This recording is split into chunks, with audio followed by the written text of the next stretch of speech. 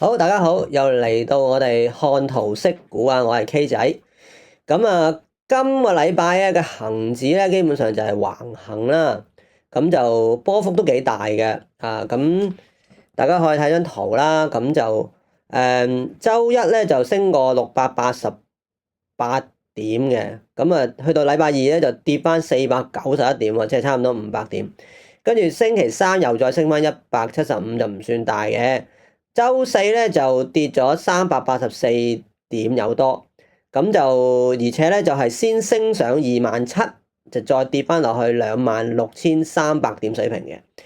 去到週五咧就暫時就企穩咗喺呢個26,630點左右，就升咗249點啊。咁啊，暫時嚟講咧，我哋會睇到咧呢個喺26,300點度有個底部支持啦。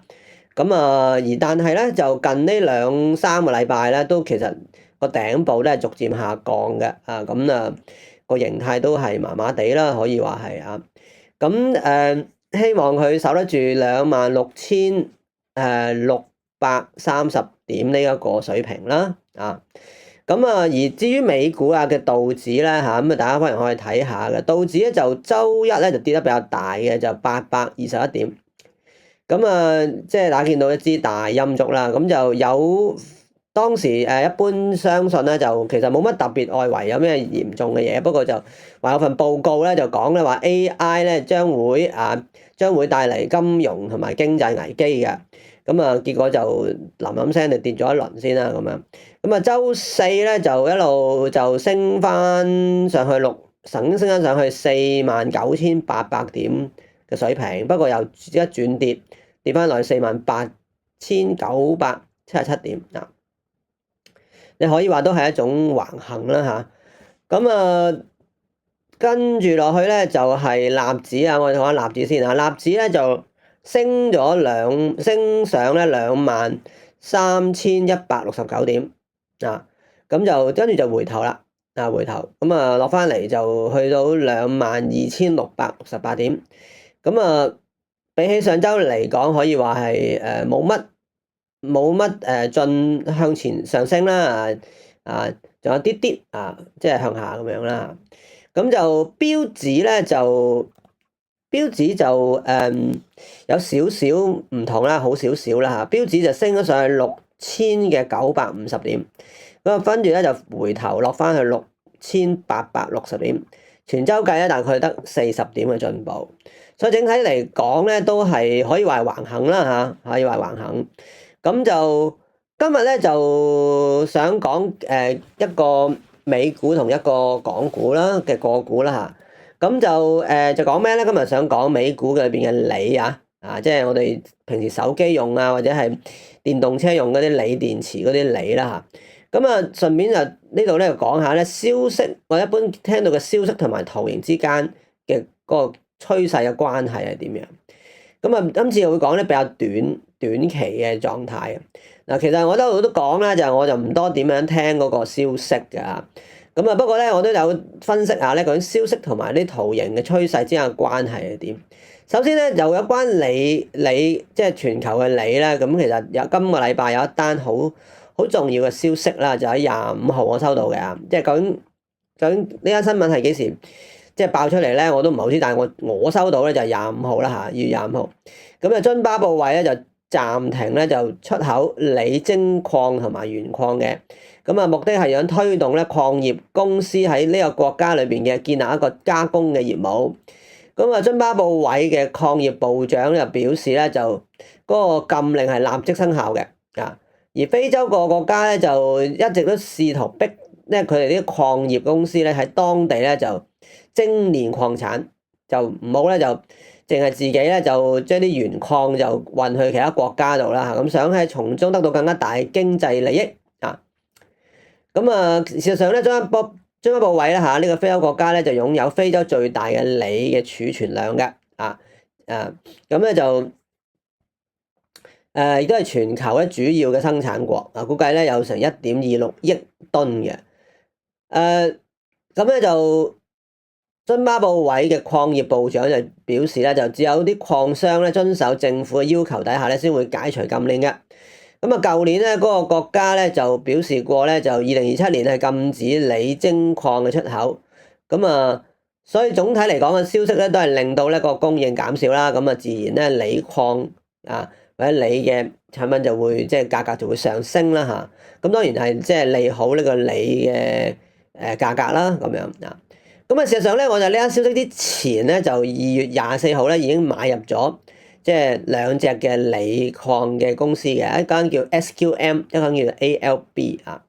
咁當然啦，係咪我一早知道津巴布韋會禁出口咧？梗係唔係啦嚇。咁啊，或者有啲人咧真係好似好叻嘅啊，即係我哋香港一般叫春江鴨啦嚇，春江水暖鴨先知啊。呢個蘇東坡嘅一首好出名嘅詩啦嚇。咁咧，但係咧就我就唔係，但係咧我哋呢啲散戶咧就冇乜可能做到呢個春江鴨嘅，其實係咁啊。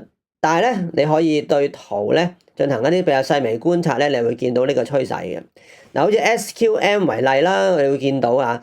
咁咧就喺舊年嘅10月底啊到今年1月29號啦，咁啊有一個好勁嘅上行嘅趨勢啊，基本上升咗成倍嘅。咁咧就期間得2日咧試過跌穿過咧18天線嘅，其餘時間都喺上面行嘅啊。咁啊最高去到86個1毫3啦嚇。咁去到2月開始出現咗一個回調啦，呢個回調大概係20% 啦。我之前都講過啦，通常呢個係一個幾好嘅買入位啦，就係即係當佢有一個比較長期嘅升勢底下咧，有個比較顯著嘅回調。呢個回調咧就唔好太多或者但又唔好太少啊，大概咧即係20% 左右啦嚇，20-30% 都 OK 嘅。咁咧就而且咧出現咗一個成交收縮，咁啊收縮到咧即係20或者50天線平均線之下好多，咁啊可能得翻一半到嘅，咁咧就通常咧會算係一個見底嘅信號啦。咁之後咧就再出現突破，咁啊喺24號嗰日咧就有一個明顯突破，咁我就喺嗰日買入嘅。咁啊差唔多道理咧，我就買入咗 ALB 嘅，不過 ALB 比較波動啲嘅嚇。咁啊，如果你聽到消息再買咧，可能就會遲咗，你嘅利潤咧都少咗好幾個 percent 嚇。咁啊，有時咧可能甚至少多過10% 都有嘅。而咧我買入咗之後咧，就消息係確認咗我嘅買入時機喎，就包括啲大行咧都預測鋰價係會有升冇跌嘅。但係咧消息咧其實就係好多變嘅啊。